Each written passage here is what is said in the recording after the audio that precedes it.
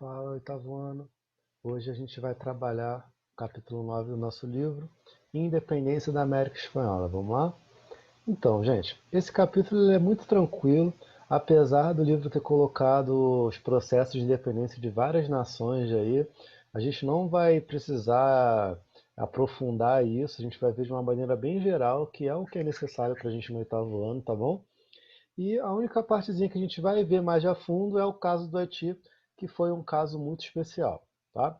Então, sem mais delongas, vamos lá. Gente, quando a gente fala sobre a independência da América Espanhola, em- sobre qualquer momento da história, nós temos que falar sobre os antecedentes, de o que veio antes, né?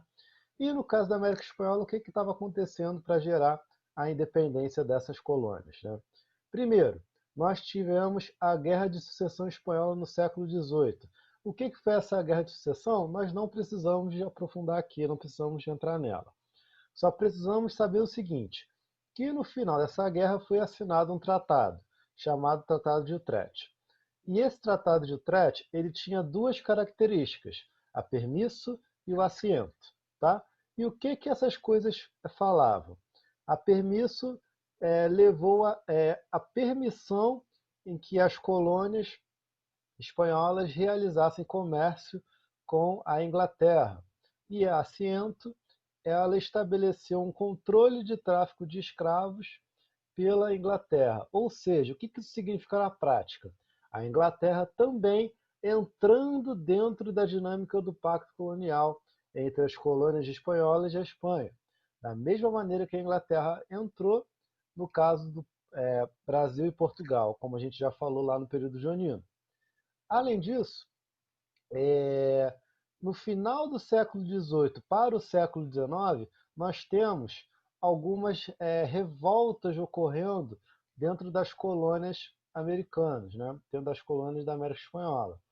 Uma muito importante é a revolta de Tupac Amaru II, tá? Que era um descendente de indígenas, mas ao mesmo tempo era descendente da elite crioula, e por isso eu coloquei aqui líder crioulo, mas eu posso isso aqui é um pouco complicado de dizer, porque quando ele está liderando a sua revolta no Peru, entre 1780 e 1781, ele, na verdade, ele está assumindo as suas origens indígenas. Tanto que o nome dele não era Tupac Amaru. Ele passa a se chamar assim justamente como uma homenagem que ele faz ao que teria sido o seu antepassado, o último rei inca chamado Tupac Amaru. Tá? E tanto a revolta de Tupac como outras revoltas coloniais, elas tinham como característica justamente reformar as relações entre colônias e metrópole espanhola. Da mesma maneira que foi com aquelas revoltas nativistas no caso do Brasil que a gente falou no passado. E eu relembrei lá na época do simulado, em que esses revoltosos eles sentiam que a administração colonial estava prejudicando eles, seja na autoexploração econômica, fosse na exploração do seu trabalho, entre outras coisas, e passaram a se revoltar para que tivessem seus objetivos atendidos. Não eram revoltas separatistas, não buscavam a independência, mas sim modificar o cenário de exploração que eles viviam. E tanto no Brasil como na América Espanhola isso também ocorreu. Tá? No livro ele vai falando de outras revoltas, mas eu não vou mencioná-las aqui não. Tá? Qualquer coisa é só dá uma lida lá para vocês terem conhecimento. Além disso, temos o combo que a gente está falando o ano inteiro. Né? A independência da América Espanhola foi influenciada pela independência dos Estados Unidos, pela Revolução Francesa e também pelo Iluminismo. Né? E qual que é o ponto-chave para que essas independências ocorram? Vai ser justamente a insatisfação de uma classe social importante dentro das colônias, que é a elite crioula. Se vocês lembrarem bem, nós falamos ano passado, na América Espanhola nós tínhamos algumas classes sociais, e quem estava no topo da sociedade colonial espanhola era justamente a elite chamada de chapetones, que eram os espanhóis nascidos na Espanha que vinham na América Espanhola colonizar e administrar as terras. abaixo dos chapetones já havia a elite crioula, que eram os espanhóis nascidos na América. Tá? Então, essa elite crioula ela era uma elite econômica, mas não tinha os mesmos benefícios políticos que os chapetones. Então, por isso, estavam sempre em cargos de segundo lugar. Faziam parte da elite, mas não eram o topo da elite. Tá?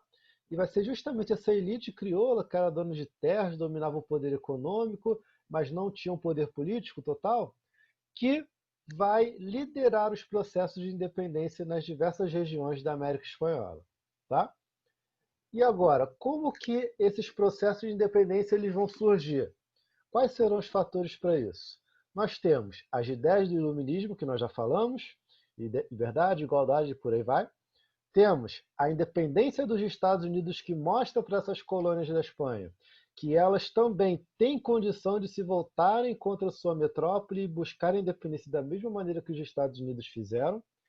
Nós temos o enfraquecimento da metrópole espanhola, pois naquele momento em que as independências estão ocorrendo, a Espanha estava sendo dominada por Napoleão, início do século XIX, tá? E nós temos também os interesses da Inglaterra, que queriam um mercado consumidor das colônias espanholas, que desde o final da Guerra de Sucessão Espanhola, que eu falei para vocês já agora, desde a criação do Tratado de Utrecht, a Inglaterra estava fazendo comércio com as colônias. Tá? E agora ela quer essas relações comerciais sem o bloqueio da metrópole, né? Quer ter mais liberdade nessas relações comerciais, tá bom? E por fim tem a questão da liderança da elite crioula, que eu falei para vocês agora há pouco, não preciso repetir, né, gente? Então, vamos lá. Como que esses processos de independência surgem? Quando a França está dominando a Espanha, retirando Dom Fernando VII, né, o rei Fernando VII do poder, né, a elite crioula vê nisso numa oportunidade para poder se mobilizar, ou seja, se organizar e, dentro dos cabildos, que eram aquelas câmaras municipais, né, que a elite crioula administrava, essa elite, em várias regiões da América Espanhola, é bom lembrar, passa a organizar como ela vai fazer a independência acontecer.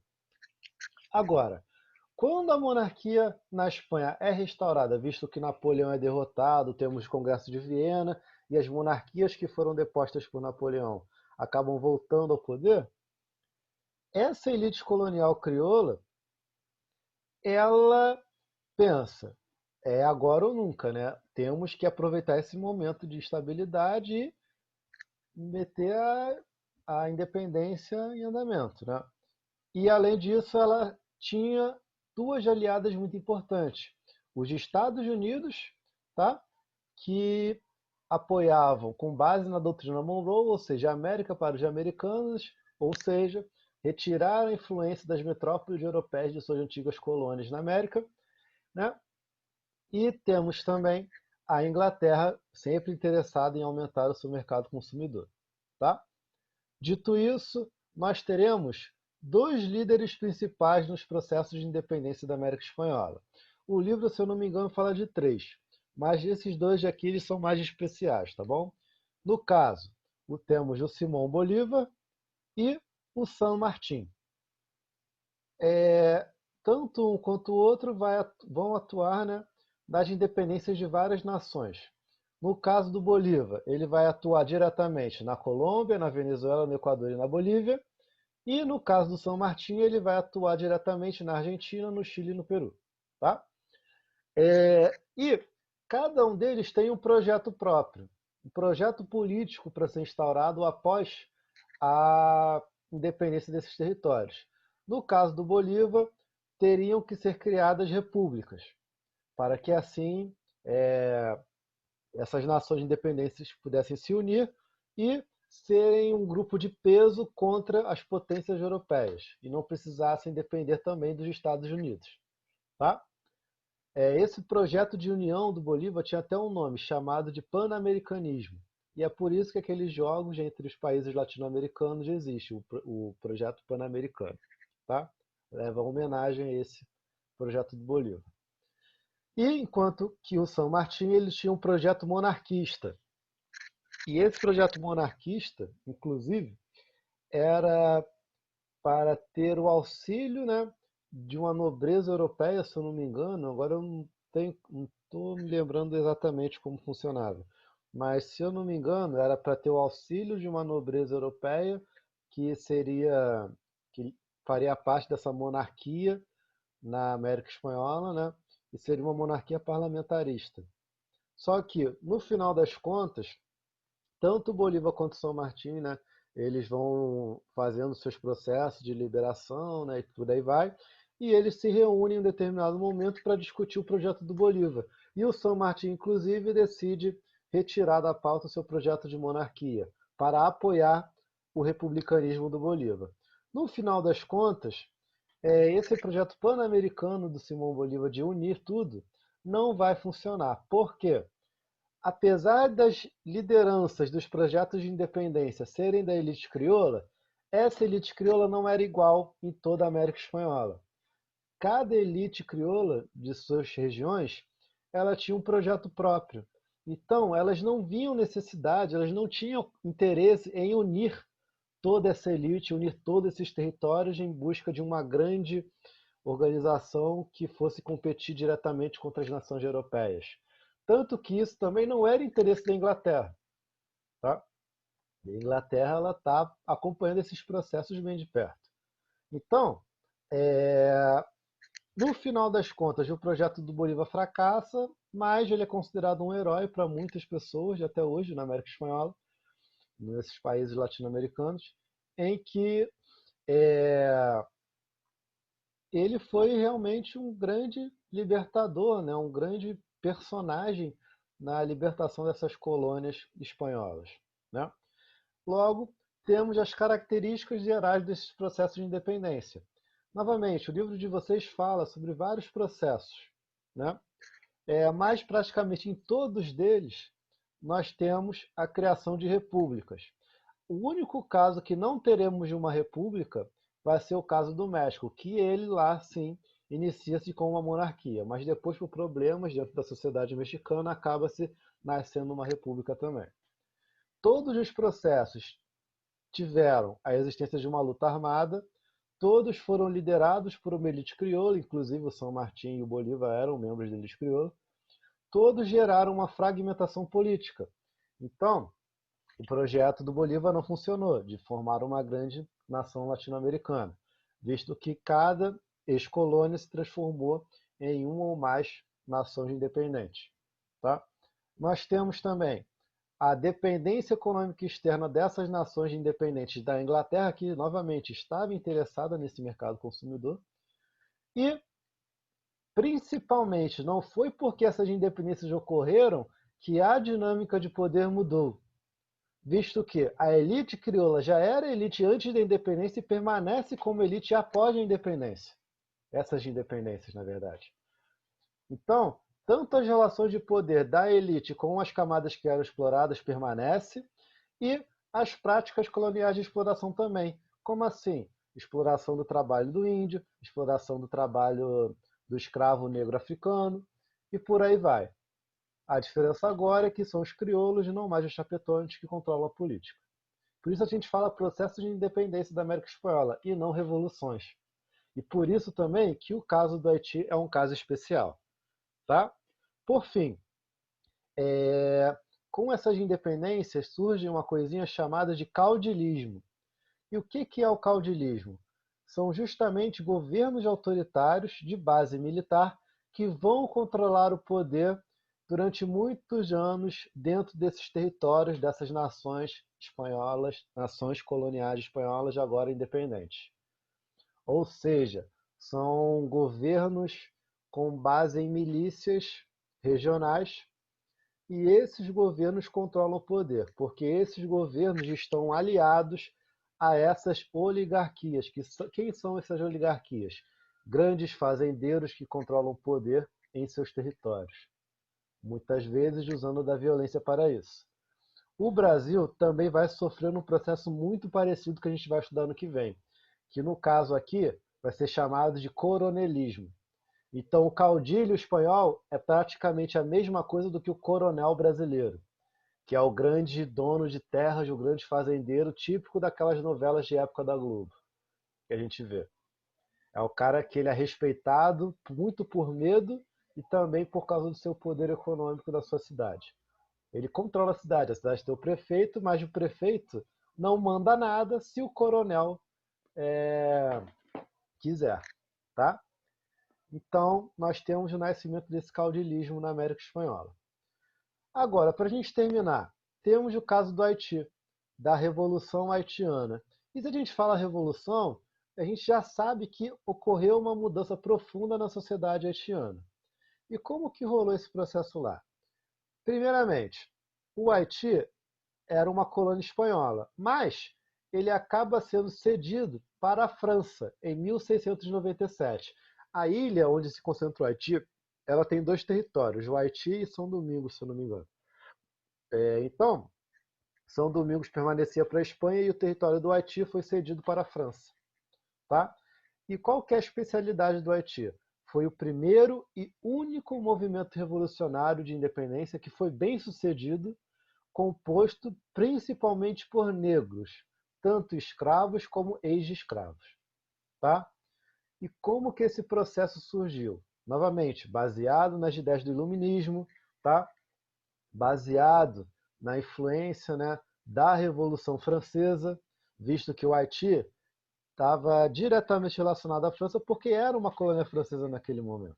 Tá? E o que, que ocorreu? Quando a Revolução Francesa ocorre, um cara chamado Vicente Auger, não sei como é que fala agora, gente, ele era membro da elite crioula haitiana. E com base na Declaração de Direitos do Homem e do Cidadão, da Revolução Francesa, aquele documento que a gente já falou, ele exigiu que o Haiti tivesse maior participação política. O que não estava errado, né? Já que a própria França estava dizendo isso, né? Baseada nos ideais liberais. E ele acaba fazendo uma revolta em busca disso. Só que essa revolta é derrotada e sua execução é dada em 1791. Tá? E a partir de sua revolta, uma série de rebeliões escravas passariam a ocorrer, apesar de que esse cara não era necessariamente abolicionista, tá? Mas muitos influenciados pelo iluminismo, influenciados pela liberdade do ser humano e tudo mais, acabam apoiando também essas rebeliões de escravos, tá? No final das contas, nós temos um cara chamado Toussaint Louverture, que era filho de escravos e líder militar, e esse cara vai lutar pelo lado da França contra essas revoltas, contra essas rebeliões, em troca da abolição da escravidão. Ou seja, ele pacifica a situação e de presente a França dá para ele a abolição da escravidão. No ano de 1793, nós falamos disso em Revolução Francesa, o governo jacobino, que está no poder, aquele governo mais radical, ele, ao mesmo tempo que temos na França o período do terror, de perseguição política do Robespierre e tudo mais, nós temos grandes reformas sociais. Em uma dessas reformas é decretada a abolição da escravidão no Haiti. Tá? E o Louverture vai controlar os ânimos para que novas revoltas contra os antigos senhores de escravo não ocorressem, já que agora os escravos estão livres. Tá?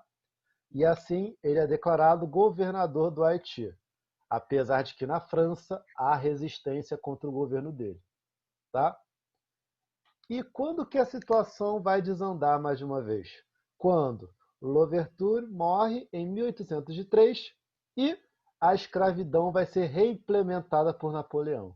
Todos aqueles escravos que foram libertos antes no governo jacobino são reescravizados por ordem de Napoleão. E essa é uma ordem muito polêmica, a gente pode até discutir no Zoom mais para frente. Tá?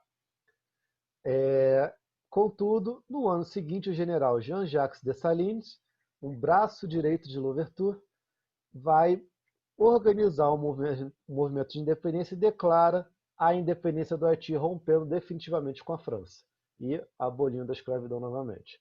Assim, ele se proclama Imperador Jacques I. E o Haiti ele passa a ser,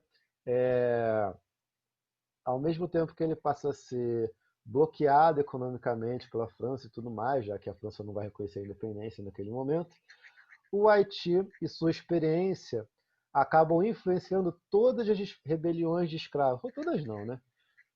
Muitas rebeliões, tanto de escravos no continente americano, como também movimentos de independência. Visto que muitos membros das elites agrárias, das elites da agricultura, dos senhores de escravos no resto da América e tudo mais, ficam preocupados em que, como uma rebelião de escravos no Haiti, uma revolução composta por escravos, conseguiu a independência e conseguiu a abolição, isso também poderia acontecer, né, ocorrer em outras regiões da América. Então, é nesse momento em que são é, leis contrárias, leis favoráveis à escravidão vão sendo criadas. A exploração contra os escravos ela vai aumentar para impedir que revoltas ocorram e tudo mais. Tá? Então, a experiência do Haiti, ela, como consequência para o resto do continente americano, fica aí o medo de que um novo caso do Haiti pudesse ocorrer em uma outra colônia. Tá? Basicamente é essa matéria do capítulo 9, tá? Eu acho que ficou bem organizado, não sei, né? Quem vai dizer isso são vocês. Qualquer coisa na aula do Zoom vocês comentem. E vou colocar o dever de casa desse capítulo lá no grupo dos pais agora, tá? E o dever de casa é para ser feito para o Zoom. Como eu falei com vocês, as videoaulas de agora serão só de explicação. Então, o dever de casa vocês vão fazer e terça-feira que vem a gente corrige no Zoom, tá bom, gente? Basicamente é isso. Fico por aqui. Continuando semana que vem. Tchau, tchau.